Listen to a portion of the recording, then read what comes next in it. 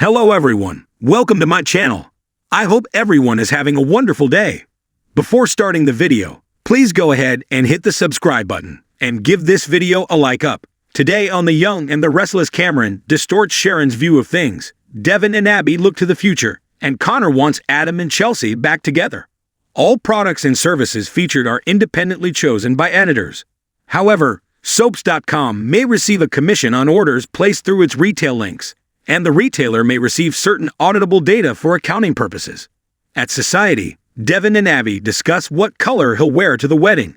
She won't let him wear turquoise, but admits he'd look good in it. Phyllis walks up and wonders if they're celebrating Billy not being all up in his face anymore. She finds it interesting that Lily doesn't want to work with Devin. He asks, "What's it to you?" Talk turns to Winters getting Omega-sphere in the divorce and wonders if they're thinking about poaching id experts from Chancellor. Devin won't talk business with her and tells her it's not her business. She grabbed her takeout and goes. At the club, Connor tells Adam he's been thinking of texting Billy to get pizza this weekend. He reveals that he talked to him today about his relationship with his mom blowing up. Adam asks if he told him why they ended things. Connor frowns. "You don't know." Adam learns that Billy blamed himself and said he was too focused on work. Adam exhales. That makes sense. He understands what Billy's dealing with. Connor's not mad at him. He's frustrated because he thinks Billy lied to protect him. He has a feeling something bad happened that no one wants him to know about. Connor says with OCD, he notices things most people don't. He noticed things weren't right with him and Sally, and now she's moved out. "Did you and Sally break up too?" Adam replies, "Technically, yes." Connor remarks on the two couples breaking up at the same time. Connor muses, "It's like something happened with you and Mom. That messed things up." Adam assures the kid it has nothing to do with him. Connor asks, "If it's not my fault, whose is it then?" At Abbott Chancellor, Chelsea shows up in the doorway of Billy's office. He asks what she's doing there. Chelsea is trying to stay busy and made cookies. She also wanted to thank him for talking to Connor. Billy says it wasn't a big deal, and she didn't have to bring him anything. Chelsea says Connor told her he took the blame for them breaking up. "You didn't have to do that." Billy cares about the kid. He thanks her again for the cookies and waits. Chelsea tells him it breaks her heart to see him hurting. "I am never going to be able to forgive myself for ruining what we had." She hopes they can get it back. At Sharon's place, Nick tells Maria and Faith that their mother's at Crimson Lights. Esther will keep an eye on her and said she didn't seem like herself. He'll bring her home, and then they can all have a talk. Faith wants to go with him, but Maria talks her out of it. Nick assures his daughter she'll be ok. Nick leaves and Faith starts cleaning up. Mariah pitches in. Faith could tell that she and Nick are more worried than they're letting on. Mariah assures her it's ok to be scared. She's scared all the time. She's just good at hiding it. They talk about Sharon having been through a lot of stress and trauma in her life. Mariah's worried it may have caught up with her. This is their chance to give her the love and support she's shown them back. They hug. At Crimson Lights, Daniel tells Sharon it's not a good time. "I don't have another fight in me, that's all." Sharon doesn't want to fight with him. He asks what it's about. She says, "This is about you and me." She knows she's been acting erratically. Daniel's sure the accident stirred up emotions for her. She has every right to blame him for Cassie for the rest of their lives. Sharon says no. She's been acting out of instinct and hasn't been fair to him or his family. She needs to focus on her own emotions and behavior. Daniel wishes he could help her. Sharon says she has to handle this on her own. Cameron appears and says, "That's right, baby, and you know exactly what needs to be done." Taylor Swift post drives 405 plus visitors to voter information site.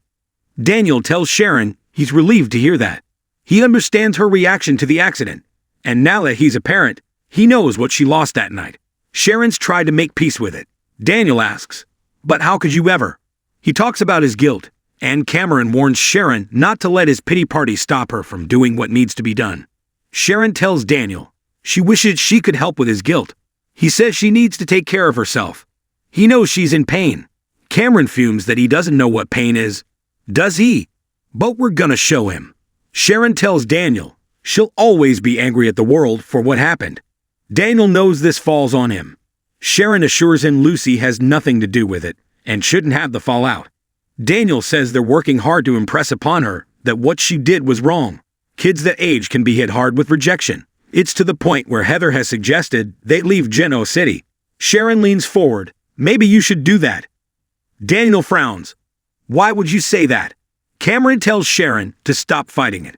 You're clearly trying to get him to move away so that you don't have to do what you know you have to do.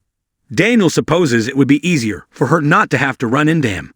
Sharon insists she has to find another way to deal with her pain over Cassie, no matter where he is. She's sure Heather will be great at helping Lucy deal with things, but if she keeps running into Faith, objectively, it might be better if they moved away. Daniel asks, isn't Faith going back to college soon? Sharon snaps, that's not the point, Daniel. He narrows his eyes. No, it's not, is it? He gathers this is about the two of them. He can see how much she hates him. You're just never going to get past this, are you? Daniel guesses it's killing Sharon to have to sit there and talk to him. Nick appears and Sharon tells him she was just apologizing to Daniel. She assures him it's not true, that she can't stand the sight of him. There are a lot of reminders of Cassie. Daniel nods, like Lucy. Sharon tells Daniel she doesn't hate him. She has no room in her heart for anything like that. She just needed him to know she really is sorry. Daniel says, I am too. Sharon tells him that whether they decide to stay or go, she won't be going off on him or his family ever again. At Abbott Chancellor, Billy tells Chelsea that something has been broken, and they both know it can't be fixed. Chelsea wishes there was something she could say or do. She's so sorry for hurting him. Billy knows, and he accepts her apology. He's mad at himself that he can't forgive her.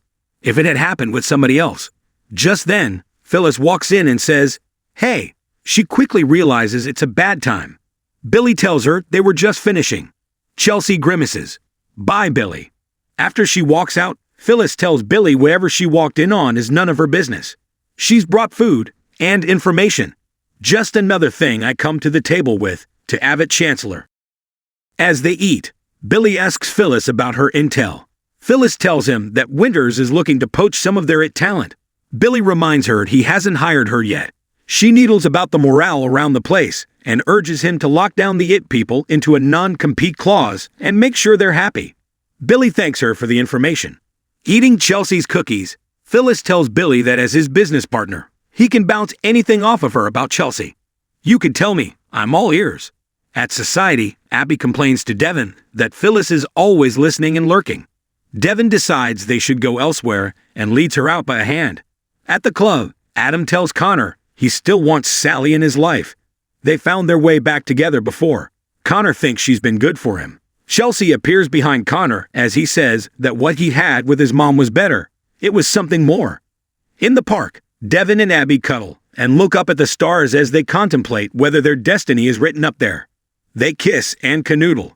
Devin tells her, maybe I'll take you up there one day. Abby says that would take them to heaven. He takes her there every day. They kiss. Devin tells Abby the wedding is really important to him, committing himself to her before their family, God, and most importantly, their son. With that love, there's nothing they can't do. At Crimson Lights, Daniel gets a text and tells Sharon and Nick that it's Heather wanting to have a conversation with Lucy about what's next for their family. He stands and tells Sharon he admires her strength. If he loves his kid half as much as she loves hers, he's doing something right. Once alone, Sharon tells Nick she's been on an emotional roller coaster. Nick's glad to see she's in a better place with Daniel. She asks if everything is okay. Nick tells her Faith's having a rough time and he'll take her to the house. Sharon doesn't want to leave her car there. Nick says, "Okay, then I'll see you at home." Nick leaves and Esther looks concerned.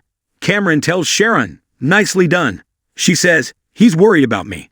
They all are. Cameron tells her they won't let them get in the way of doing what they need to do.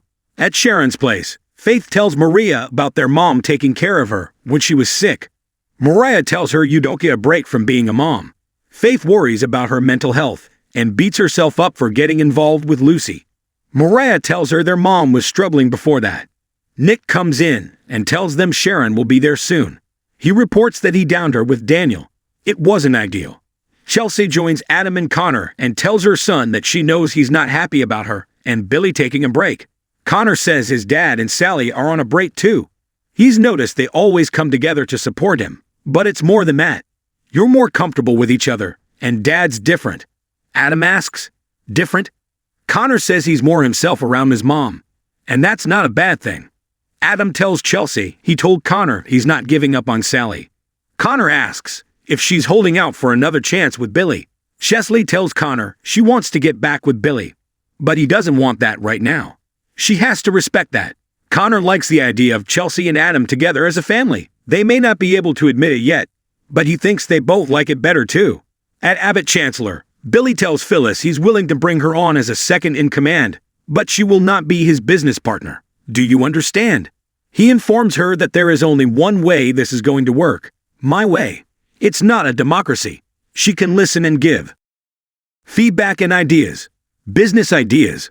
But he's the one calling the shots. I want you to stay in your lane, Phyllis. Can you do that? Phyllis will sleep on it. Billy tells her to take the cookies and she goes. At Sharon's place, Nick tells Maria and Faith that Sharon was apologizing to Daniel, but it was like she was placating him and Daniel. She's fighting like hell against going to a dark place. I just don't know if this is a fight she can win right now. At Crimson Lights, Sharon tells Cameron she has to go. He sarcastically says he knows. Nick's worried about her. Sharon says the girls are too. Cameron doesn't care. None of them know her like he does. None of them know how strong she is. They want to force their idea of help on you, even if you don't meet it, even if they have to trick you to get you home. Sharon wonders if Nick was luring her into a trap. Cameron warns if she's not careful, they'll ship her off to Fairview. Sharon says they'd never do that. Cameron says they would, and they'd tell her and themselves that it would be the best. They want to take care of her. This might be it. They might not get another chance. Sharon, we need to do this now. Next on The Young and the Restless, Victor keeps a secret from Nikki. Claire confides in Cole, and Victoria faces a moral dilemma.